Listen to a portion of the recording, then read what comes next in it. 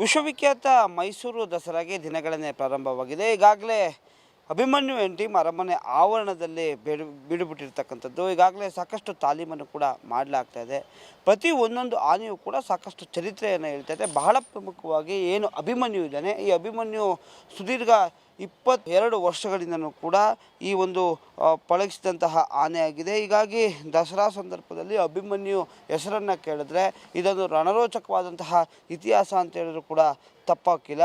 ಹೀಗಾಗಿ ಈ ಒಂದು ಆನೆಗೆ ಈ ಒಂದು ದಸರಾ ಏನು ಜಂಬೂ ಸವಾರಿಯಲ್ಲಿ ಅಥವಾ ದಸರಾ ಮೆರವಣಿಗೆಯಲ್ಲಿ ಸುದೀರ್ಘ 14 ವರ್ಷದ ಅನುಭವ.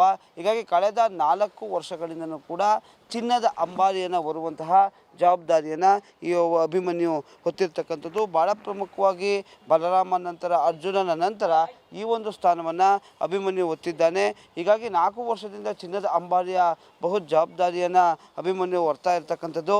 ಹೀಗಾಗಿ ಅಭಿಮನ್ಯು ಅಂತಂದರೆ ಏನು ಅರಣ್ಯ ಇಲಾಖೆಯಲ್ಲಿ ಅಥವಾ ಗಜಪಡೆಯಲ್ಲೇ ಅಭಿಮನ್ಯುಗೆ ಒಂದು ಅಗ್ರಸ್ಥಾನ.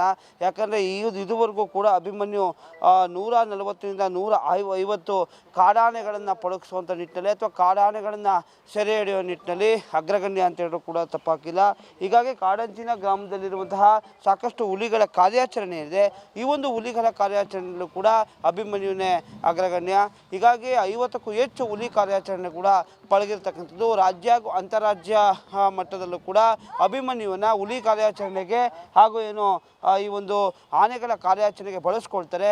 ಹೀಗಾಗಿ ಬ್ರೇವ್ ಎಲಿಫೆಂಟ್ ಅಂತೇಳಿ ಅರಣ್ಯ ಇಲಾಖೆಯಲ್ಲಿ ಶಬಾಸ್ಗಿರಿಯನ್ನು ಪಡೆದಂಥವನು ಈ ಅಭಿಮನ್ಯು. ಹೀಗಾಗಿ ಅಭಿಮನ್ಯುವಿನ ಇತಿಹಾಸವನ್ನು ಗಮನಿಸಿದ್ರೆ 1976ರಲ್ಲಿ ಕೊಡಗು ಜಿಲ್ಲೆಯ ಹೆಬ್ಬಾಳ ಅರಣ್ಯ ಪ್ರದೇಶದಲ್ಲಿ ಸೆರೆ ಹಿಡಿಯಲಾಗುತ್ತೆ.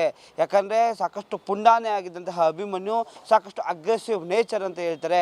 ಯಾಕಂದರೆ ಅಭಿಮನ್ಯುವಿನ ದಸರಾ ಸಂದರ್ಭದಲ್ಲಿ ಬಳಸ್ಕೊಳ್ಬೇಕಾದ್ರೂ ಕೂಡ ಏನು ಸಾಕಷ್ಟು ಅಗ್ರೆಸಿವ್ ನೇಚರ್ ಅಂತಾರೆ. ಈ ಹಿಂದೆಯೂ ಕೂಡ ಏನು ಆನೆ ಗಾಡಿಯನ್ನು ಎಳೆಯುವಂತಹ ಜವಾಬ್ದಾರಿಯನ್ನು ಅಭಿಮನ್ಯು ಕೊಟ್ಟಿದ್ದರು. ಅದಾದ ನಂತರ ಸಾಕಷ್ಟು ರೀತಿಯಾದಂತಹ ಬದಲಾವಣೆಗಳಾಯಿತು. ಹೀಗಾಗಿ ಅದಾದ ನಂತರ ಕೂಡ ಅಭಿಮನ್ಯುಗೆ ಅಂಬಾರಿಯ ಜವಾಬ್ದಾರಿಯನ್ನು ಕೊಡಬೇಕಾದ್ರೂ ಕೂಡ ಸಾಕಷ್ಟು ರೀತಿಯಾದಂತಹ ಚರ್ಚೆಗಳಾಗಿದ್ವು. ಯಾಕಂದರೆ ಇಂತಹ ಅಗ್ರೆಸಿವ್ ನೇಚರ್ ಈ ಒಂದು ಅಂಬಾರಿಯ ಜವಾಬ್ದಾರಿಯನ್ನು ಹೊರ್ತಾನೆ ಅನ್ನುವಂತಹದಿತ್ತು. ಶಕ್ತಿಶಾಲಿಯ ಜೊತೆಗೆ ಬುದ್ಧಿಶಾಲಿಯ ಜೊತೆಗೆ ನಾಡಿನ ಅಧಿದೇವತೆ ಚಾಮುಂಡಿಯನ್ನು ಒತ್ತುವಂತಹ ಭಕ್ತಿಶಾಲಿ ಕೂಡ ಅಭಿಮನ್ಯು ಆಗಿದ್ದಾನೆ ಅಂತ ಹೇಳಿದ್ರು ಕೂಡ ತಪ್ಪಾಗಿಲ್ಲ.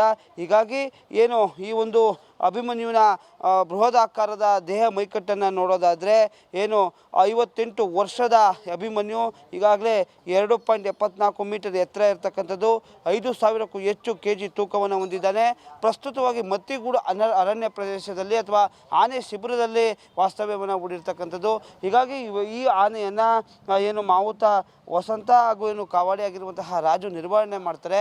ಆದರೆ ಇದೊಂದು ರೀತಿ ಈ ಒಂದು ಆನೆ ಏನಿದೆ ಇದು ಕರ್ನಾಟಕ ಅರಣ್ಯ ಇಲಾಖೆಯ ದೊಡ್ಡ ಆಸ್ತಿ ಅಂತ ಹೇಳಿದ್ರು ಕೂಡ ತಪ್ಪಾಗಿಲ್ಲ.